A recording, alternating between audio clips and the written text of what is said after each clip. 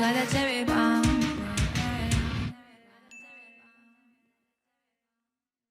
Welcome to Breaking Beauty Podcast, Mona. Now, you've been working alongside your family on the Huda Beauty empire for years. I watched your work. You work your magic on the show Huda Boss, but I understand that in your heart of hearts, your true passion is perfume. So tell us what sparked that interest. Oh, thank you so much for having me. I can't believe you watched Huda Boss. No, I'm obsessed with your dad. Oh I'm my sorry. God, Like, he's I the was, And I best. told Huda that too. I was like, can I just be part of your family from your dad alone? You're so Obsessed. sweet. I'm obsessed with him too. Yeah, Thank you so much good. for that. Of course. Honestly, fragrances have always been my first love when it comes to product. Yeah. It's my obsession. And even prior to launching Huda Beauty, and even prior to, I had a beauty salon before Huda Beauty, I actually tried on working on a fragrance, and I have submissions from 2010. I met with investors at the time. It just didn't work out, and I believe every delay has a blessing, but my heart and soul has always been really obsessed with fragrances, and I think it's the emotional connection. I'm a very emotional person. I identify as the empath and a highly sensitive person, and I think that the connection to the emotions is what really excites me. I just feel like your perfumes are magic in a bottle. Yeah, that's Obsessed. amazing. And I love that you said that. I feel like I'm an empath too. Yeah, I was just gonna. That's another Power to empaths. conversation. Empaths are taking over. Lots of feelings of vibes, you know? Exactly. Yeah. They're so powerful. Yeah. They really And I feel are. like, I don't want to go off topic, but I feel like as women, we're taught to really hide our feelings and not feel them. But I feel like once I started leaning in, that's when my life changed. Yeah. Yeah. And now I'm owning it. Yeah. And I'm sorry, I'm taking this on another path for a second.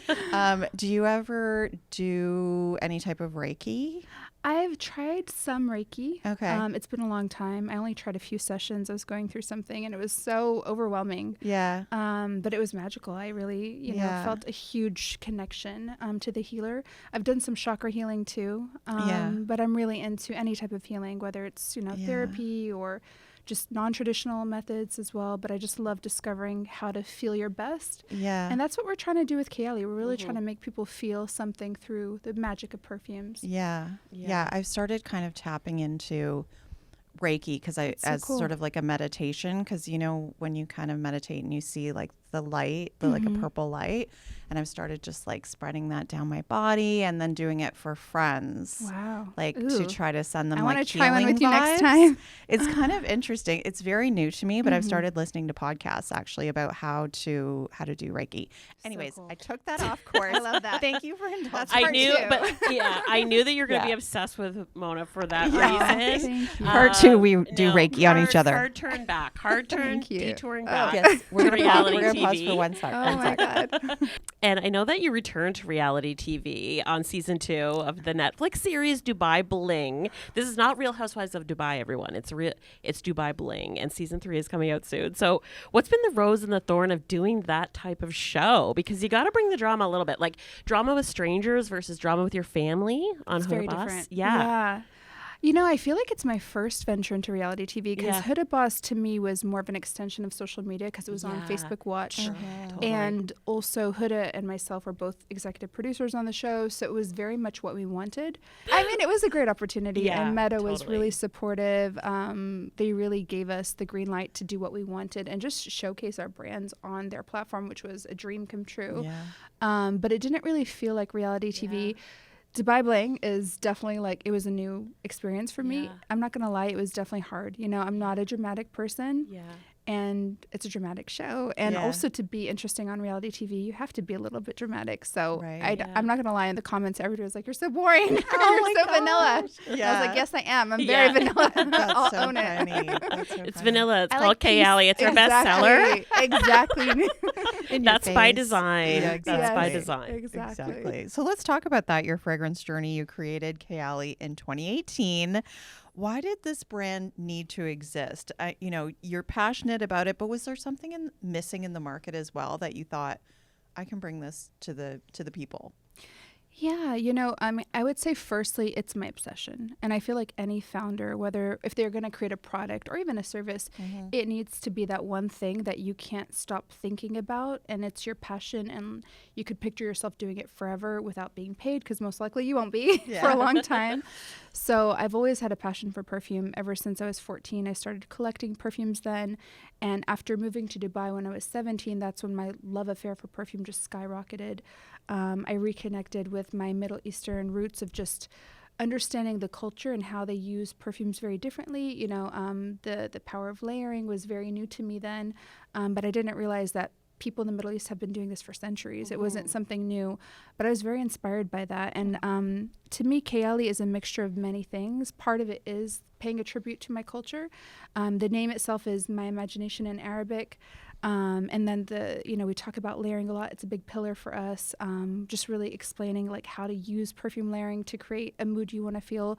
But it's also, it's a mixture of many things. It's also what I loved about indie brands and niche brands, niche perfumery.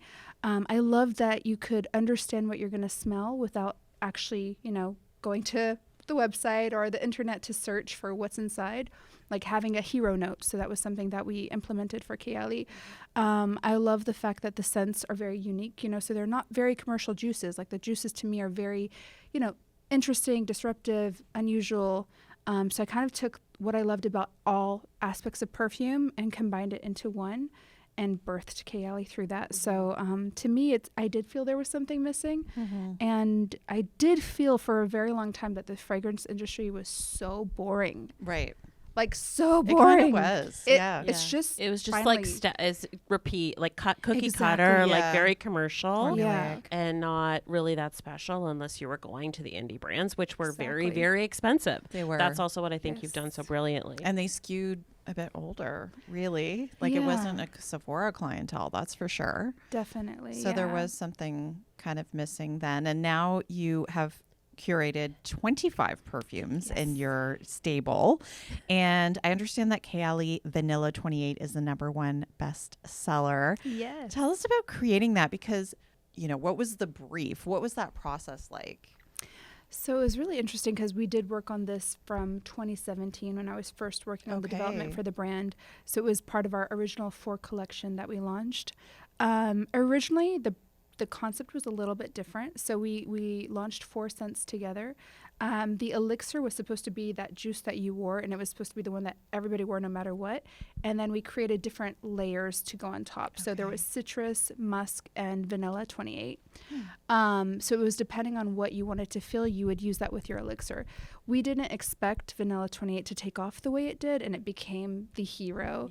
But I do feel that it is the perfect layering topper. And even from day one when we launched the brand in November 2018, we always communicated that vanilla was my favorite topping.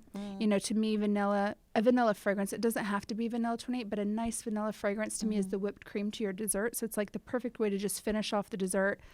You're the dessert. So just finishing it off with this beautiful vanilla fragrance, to me makes it just very like irresistible. You just want more. It's almost mouth-watering. Yeah. So when I was working with our nose, Gabriella Calario, she's actually created more than half of our Kayali fragrances. She's amazing, and she's been a great partner for us. I just described to her, I was like, I want it to be the whipped cream. This has to be the final touch. I want that sugary touch as well. It has brown sugar in as well. It's a vanilla overdose. We have 3 different types of vanilla in there.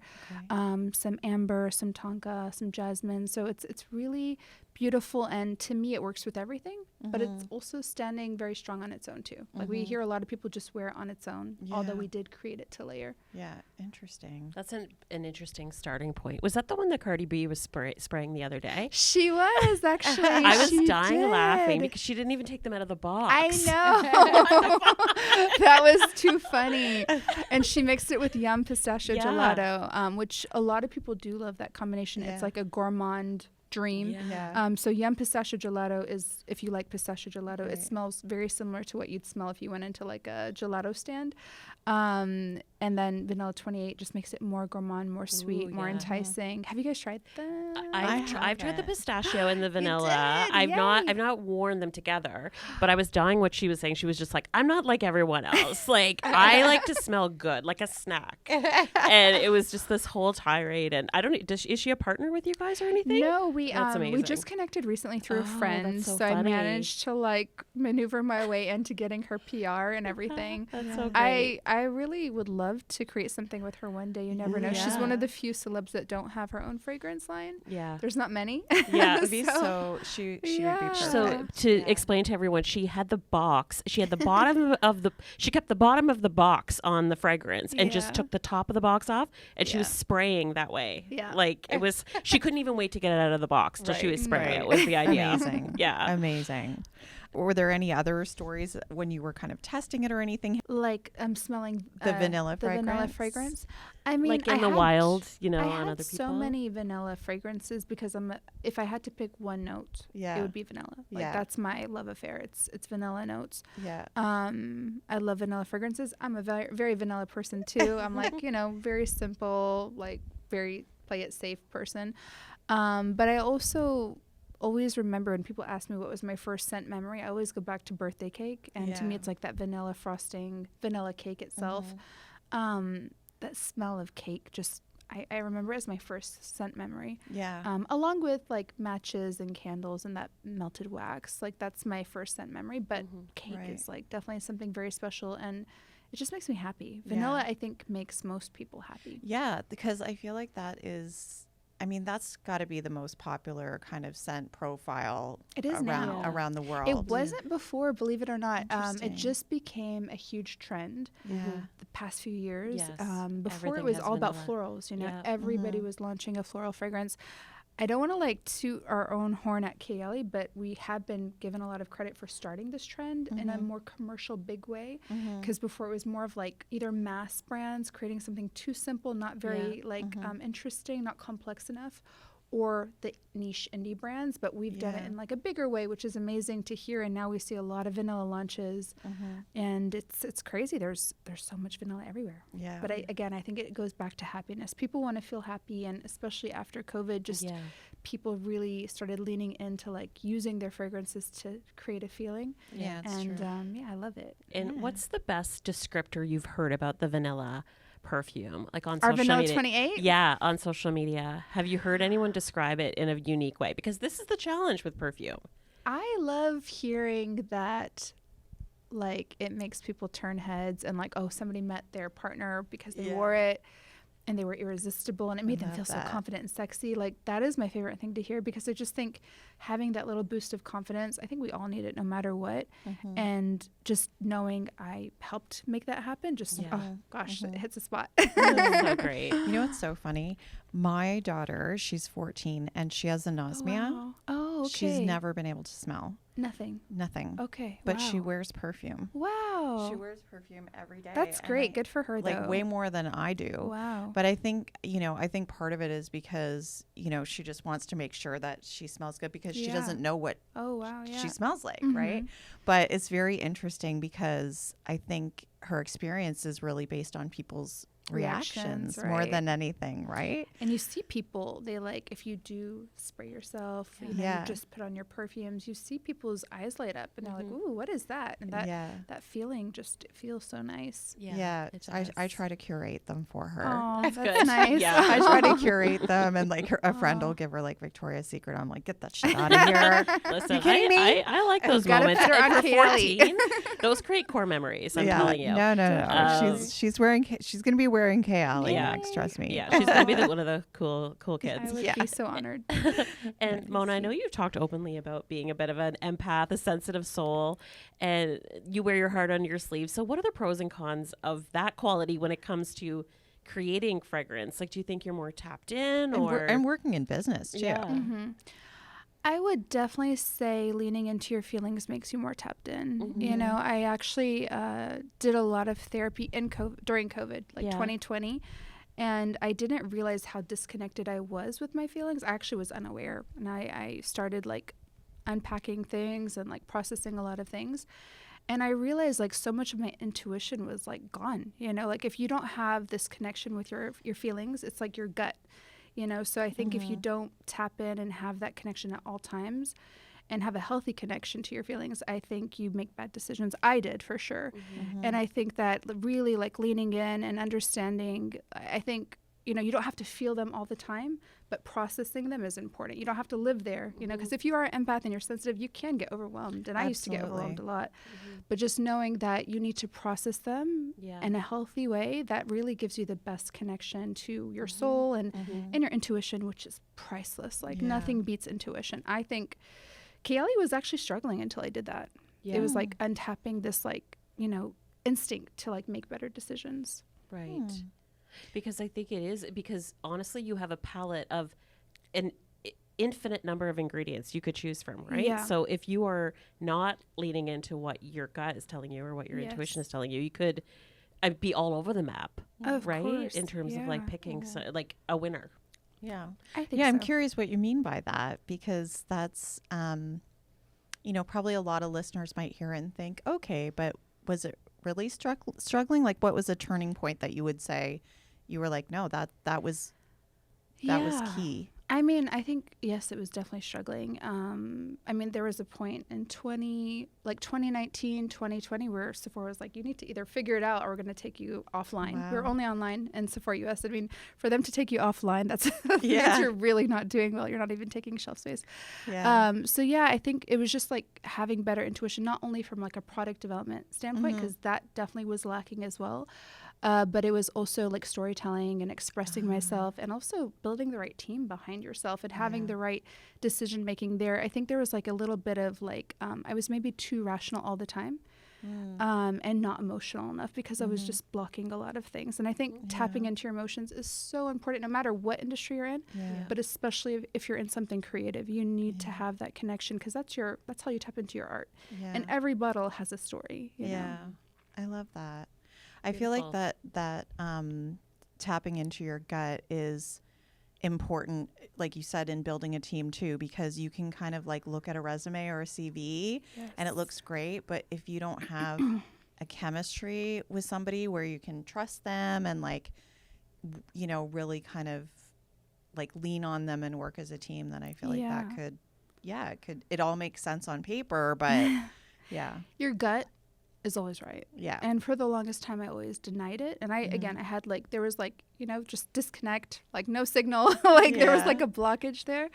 So I even I was not connected to my gut at all for many years, to be honest. And then just reconnecting with my gut, it told me the answers all the time. And I'd actually have to stop myself and be like, what is my intuition telling me right now? And I do that now when I have to make big decisions. And sometimes even small decisions, I'm like, I need my gut to tell me what to do. And it always has the answers. You just have to like listen and have that, you know, connection with yourself. And have the confidence that, you know, where you are is all the years, it's an accumulation of all the years that you've had doing what you've done in your life. Right? And it's that's like, exactly. It's reading so much more than you're aware to, you know, consciously. So it's like your subconscious just picking up on things that you're not aware of. And if you have that connection to yourself, I just think, like you said, it's finding the right people, it's giving the right feedback, it's, you know, making decisions, tough decisions sometimes when you need to, even though it might not seem rational. Your gut is always right. Yeah. Love it. And I know you mentioned before about, you know, your Middle Eastern heritage, and you were able to kind of like get more connected to that with the layering. And I think the layering piece of what Kayali does is very unique, and like a lot of people want to know more about it. Certainly our audience does. So what is this cultural tradition? And I feel like we're kind of basic over here in North America, and it's like a little more extra, you know? So tell us how to be a little more extra without like overdoing it, you know? Be a pleasure.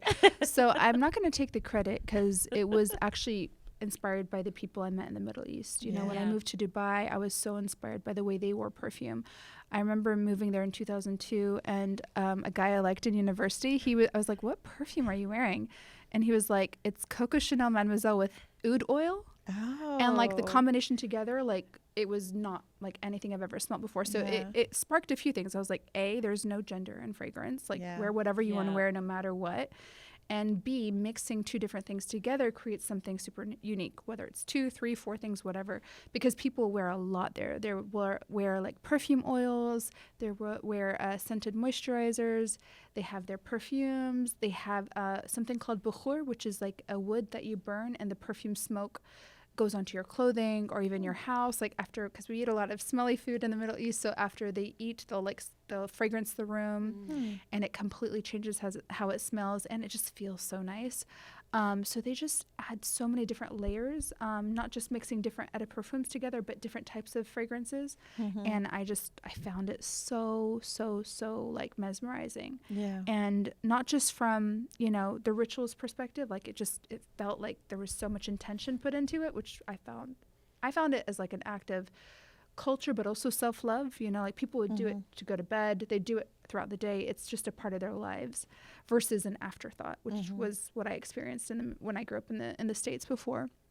But then also just the scent itself becomes very complex and interesting, and it's not the same as like mixing 2 scents in a bottle, because I've tried that before. Yeah. I tried mixing like 5 scents in a bottle and then spraying it out. It just wasn't the same. So when you mix a few different eau de perfumes together, it just becomes so unique and so complex, and usually much more long lasting as well. Yeah. Do you have any tricks on what kind of jives well together? Because I feel like I'm starting to hear more about this idea of like, like some of the editors that we chatted with a few episodes ago, and about how they layer perfume. And a lot of them would be like, I use a men's cologne, but then I add, a rose vanilla oil or something. something. It's like you add something traditionally kind of masculine, and then you add like something sweet. I would say both work. Like wearing two things that you think would pair well together, that are kind of like, for example, 2 sweet things together, 2 fruity florals together, definitely works. But then recently, I've been trying the complete opposite. One of my friends, Olivia Factory, she's on Instagram and social. She's like an amazing content creator.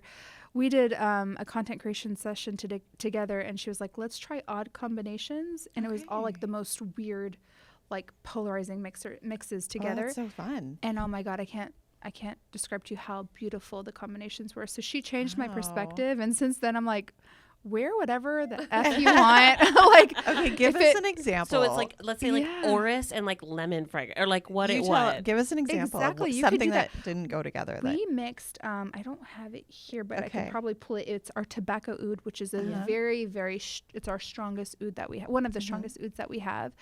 And then she mixed it with Eden Sparkling Lychee, which is like a fresh, fruity, floral fragrance. Yeah. Very more simple. Like this is, I would say, more simple than tobacco oud. Those two together, mind blowing. She took all of our very, very strong fragrances and mixed it with the super light and more easy to wear fragrances. Yeah. The combination was unreal. I used to wear the things that kind of went together. So like a sweet with a sweet, or a fruity floral with a fruity floral, and just probably more safe bets, like a floral with a sweet fragrance. But after that session with her, which was a few months ago, she changed my life. Oh, wow. That's amazing. Very cool. For any of our listeners who don't know, because I feel like it's good to have some basic understandings, what is an oud? Because that's sort of a classification, right? Yeah. So oud is a type of wood. It's arga wood, and it's a special type of wood that's found in a few different countries. And the wood itself needs to get infected by a fungus.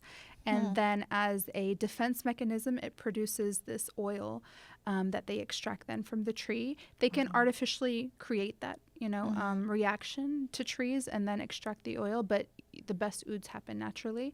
And there's many different types of ouds. Like there's very high quality, and then there's like lower quality. So the price range can really vary from accessible to extremely expensive. And typically the oil itself, the longer that it ages, the more high in value it goes, kind of like wine. So the royal family in the Middle East, Dubai royal family, they have oud in their palaces that are like 20 years old. Wow. Super super precious, very potent. It becomes more strong over time too. So oud is a very rare ingredient. It's called liquid gold in the perfume industry. Okay. Like the most expensive note in perfumery. And I love it so much. It's an amazing base note, and it really helps with longevity. So it's really great if you want a high-performing perfume. It's fantastic. I'm in love with oud. I have so much love for it. We have an oud collection actually, which it's a bit hard. It's not something that's just taken off, and even our retailers told us from day one it's a very polarizing ingredient. It's not something that's a safe bet to launch. But I have so much love for this that I hope that one day it takes off. I always tell people it's like truffle oil. Like you have to have it a few drops at a time and work your way up, because if you have too much at once, you might never want it again. It's like you need to create this acquired taste for it. But to me, the more you wear it, my love grows for it more and more. So is oud something that you would traditionally find in like a men's cologne, or is it traditional to put it in women's perfume as well? I would say for like the more commercial fragrance brands, it's definitely more associated with men's cologne for sure. Okay. In the indie niche world, I think there's a lot of women's fragrances that have oud in it. And just in general, I think indie niche brands, more fragrances are just marketed as gender neutral and everything, and even the bottles are usually a bit more neutral. But I'm hoping we can change that, and with our collection we've actually tried to make it very easy for people. So we have an oud meter which we've put online, so we have different scents that fall under different flames. So we have flames 1 to 5, and starting with our vanilla oud, that's 1 flame, so very light oud. If you're still kind of scared of using oud, you can try our vanilla oud, all the way up to, we have tobacco at 4 flames and smoky at 5 flames. So we have something for each range there. Okay, we need to talk about your perfume library, your personal perfume wardrobe. It's in your home? Yes. Is that right? It was in my home. Okay. Last year we moved it. So we've been in our new Kayali headquarters. We finally Right. have our own office. Okay, great. Nice. So we have our own offices. So we moved the library to that office now. We've been there since October last year. Okay. So it was in my home. Throughout COVID, I just started building my library more and more. It kind of got out of control because I barely left my basement during COVID. I was there for like 3 years. Yeah. And I was just, I got kind of out of control. Like buying perfumes, creating perfumes, obsessing over perfumes. It really was a great time as a creator. Probably not great for balance in life, but I stayed in my basement. Yeah. Okay. All of COVID. You were with your art, you know? Yes. And so you still have all of them? You moved every single one of them? We moved all of them, and the collection has grown a lot. What's the most prized perfume you have in there? What's the story behind it? It's so hard because there's a lot that I love so much. But if I had to pick one scent, it's this one perfume by a brand called Mikelif. As far as I know, it's still family owned. It's this couple. And it was my first niche perfume I've ever had. My friend got it for me when I was in university as a birthday gift. And I remember my love affair with fragrance has evolved forever, but that was like, it took me to another higher height at that time because it was the best performing fragrance I ever had and the best smelling fragrance I ever had. And I remember just wearing it and just almost counting my sprays because it was expensive. Which is why I've always worked on, me and the team, we work so hard on just making sure we can keep a super sharp price point that people can access it, because I don't want you counting your sprays when you spray your perfume, but the quality was next level. I never tried. I mean, I still think the quality is unreal. I wish I could have that quality, but it's a high price point. It's like around $300. What's the name of it again? Mikelif. I'm saying that wrong, but it's French, but Mikelif. Yes. And so I have a perfume from them called The Watch, which I would say definitely is a huge inspiration as well for Kayali. Like I did PR for them actually. So when I left my job in banking, my first, I wouldn't call it entrepreneurial venture, but I was self-employed. Me and my friends, we worked together, and I did their PR for free perfume. I was like, I approached them, to be honest. I was like, you need to let me do your PR because not enough people know about you, and you're amazing. And I still feel that way. They're so underrated.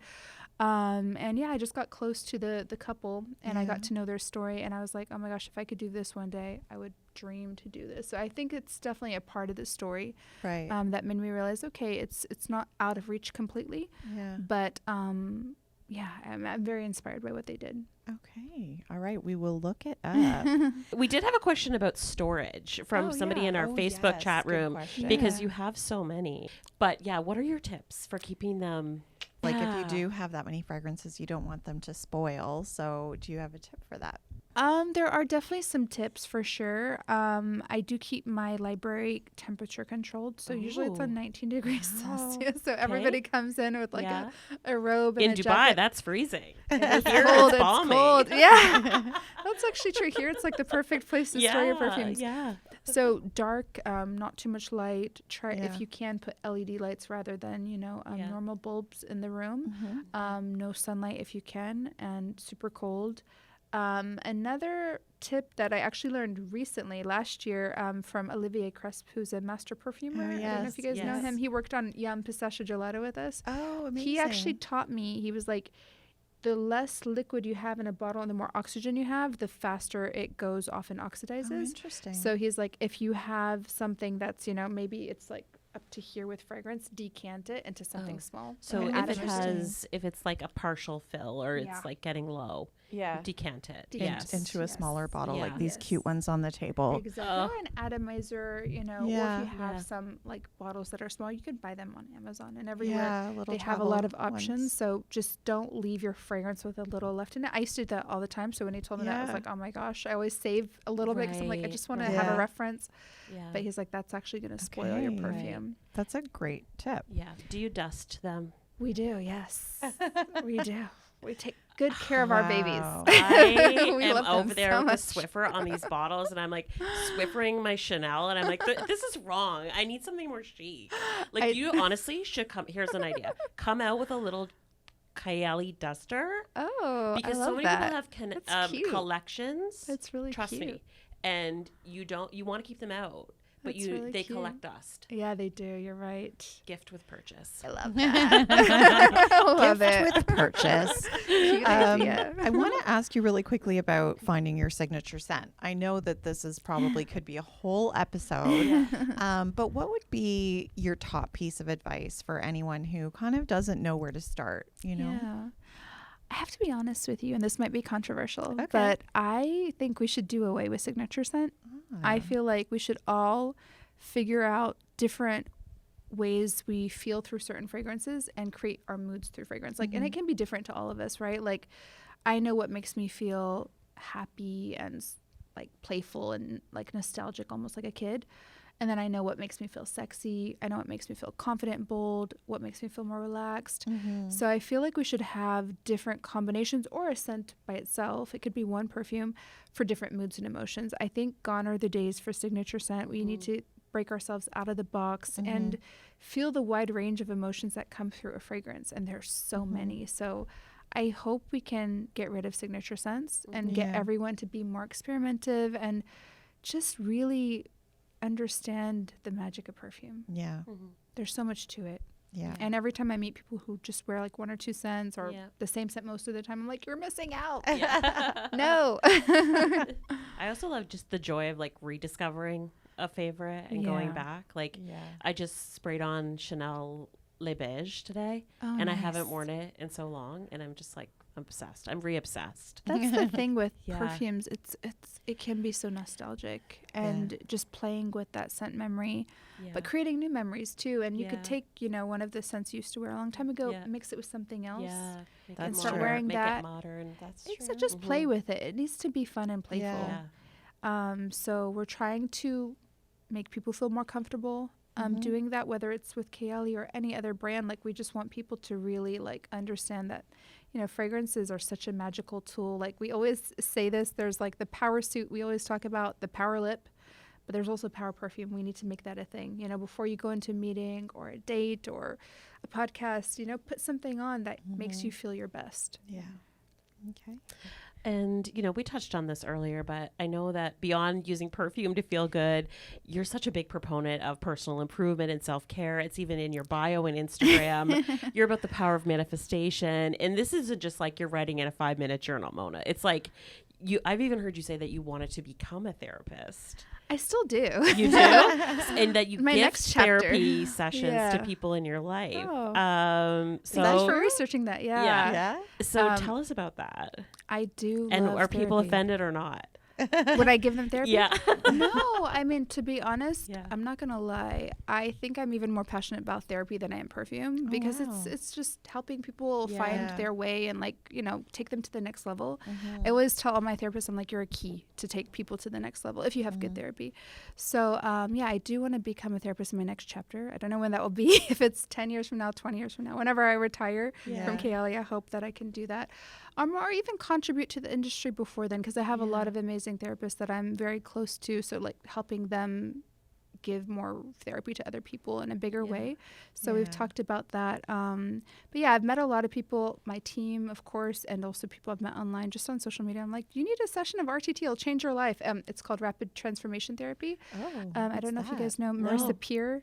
It is my favorite type of therapy because it's efficient. And like busy women, we don't have time to like maybe have a session every week or whatever. So it's one session that changes your life on a specific topic, and you get a recording at the end of it. You listen to it as long as you want. They say 21 days is a minimum, but you can listen to it forever. I've listened to all my recordings repeatedly for years, but it's amazing. So they get you to a calm state of mind so you can access your subconscious mind and find when you planted a seed of belief that didn't serve you for a specific thing. So I love this therapy. Yeah. And I'm hoping one day I can help give more people therapy in a more accessible way, whether it's completely free or just finding a way to make it, you know, for everyone to get.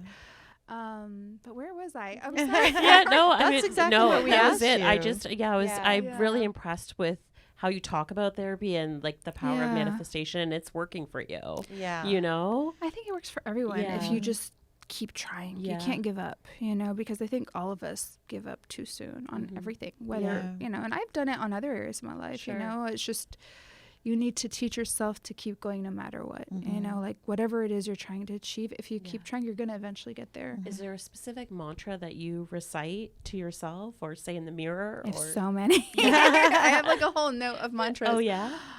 So many, you know, like, every delay is a blessing. I say that all the time because I think all of us who are very hungry and have big aspirations, you dream big, you can get really frustrated and that energy will weigh you down. But if you just remind yourself that you need to trust the process and every delay has a blessing, and you need to just remember that, you know, just because something's not working out today doesn't mean it won't work out in the future.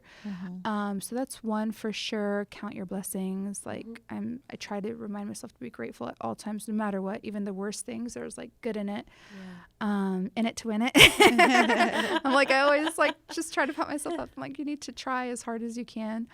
Because I do think it takes just as much effort to be at like 85% as it does 100. You just, you know, it's just pushing yourself. Yeah. So yeah, I have a lot. Kicking that try. I'm seeing a Kayali hotline in the future. Totally. Yes. Just pick it up and you get a message. Yeah, I love that. You guys are like full of the best like ideas. A little pistachio phone. Exactly. It's like the Magic 8 Ball, you know, except it's the Kayali hotline. Thank you so much. And what's next for you, either personally or with the brand or with the show or a new fragrance? Well, yeah. I mean, it's been a busy time. I'm not gonna lie, it's been crazy.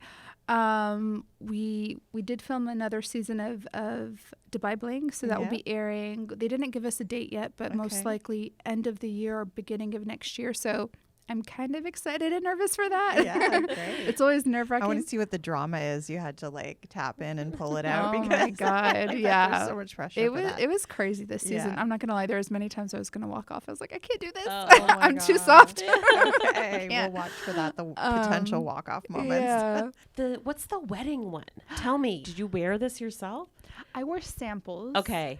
Of this as well as other mods of the same fragrances because we were working on the development at the time. What's it called again? We have it's a collection. It's called The Wedding. Okay. And we have Velvet Santal and Silk Santal. To be honest, the idea came from my hairstylist, Dom Seeley, and I told him I just got engaged, and he's like, so what are you going to wear for your wedding? And I was like, I don't know. I mentioned a few, and he's like, why don't you create one? And I was like, okay. And so I had to move really quickly, but it was such a brilliant idea because he was like, you know, you always talk about memories and perfume and perfect time to create a memory. So me and my husband worked on these scents together. Nice. Velvet, because he wore a velvet suit on the time and my dress was silk. So just to add a little layer to the storytelling. But So we launched this as limited edition, but Yeah. it was insane. The response for Silk was Wow. crazy. Yeah. We've Wow. been hammered on our community. Like every time we post anything, people are like, "That's nice, but bring back Silk Santal." Like everybody's like raging for it. So we're finally restocking it. Can I smell it? Of course. This topic came up when we did our beauty. We did an episode about fragrances that beauty editors hoard, and wedding fragrances came up a lot. And I think people are a bit stuck; they don't know what to wear. So some people just want the decision made for them. Thank you. And This is the velvet. oh yeah, that's nice. I would wear that, the men's one. Yeah. Yeah, love. But now I'm gonna layer it. They're with- both very like Ooh. you could. They're. I would say the men's is probably the silk is probably a little bit more feminine. Oh, sorry. I'm downwind everyone that can't see. I mean, it kind of works. That's next. That's next. Okay, here's our rapid fire. Would you ever consider inviting members of the public to visit your perfume collection? 100% yes. Ooh, stay tuned, everybody. I've read that you even wear perfume to work out. Is there anywhere that you don't wear fragrance? No. Thoughts on fine fragrance deodorants, a do or a don't? I do use Donna Karan. Been using it for about, I don't know, 10 years. I love it. Oh, wow. What always makes you laugh? Everything. I like to laugh. I take my life very seriously, but at the same time I don't, if that makes sense. Like I always like to be playful. Yeah. And what makes you cry? Everything. Okay, fill in the blank. I don't travel without Perfume. skincare routine on a plane, do or don't? I've heard don't, because there's so much like bacteria in the air, so I just like to not touch my skin. Okay. Which fragrance does Huda steal from you whenever she can get her hands on it? All of them, especially what hasn't launched, but she's obsessed with vanilla candy. Okay. And what's one makeup item you are always asking Huda to give you a re-up on? Oof. Everything, but if I had to pick one, I'm obsessed with their concealer. I love their concealer. I can't live without it now. Yeah, it's so good. So good. And our last one, the luxury beauty splurge you think is totally worth it. I'd have to say perfume. Yeah. You know, buy yourself a perfume that makes you feel the best. Especially the niche indie brands. Like, I just feel like they are so phenomenal, and it's my favorite thing to splurge on. And our last question, where is your favorite place to vacation? I don't go on vacation often, but I recently went to the Maldives, and it was everything that I needed. I just tried to switch off for a bit and soak up the beautiful nature and the beautiful scents. Yeah. Love the smell of the Maldives. I love that everything can be considered like inspiration for you. You can probably write off everything at this point. It's all research. Yes, that's true. I should start doing that. Right? Okay. Well, thank you so much for your time on Breaking Beauty and bearing with us with all of our tech hiccups today. It's been a pleasure, and I hope we can do part 2 about Reiki healing. Yay, definitely. Let's do it.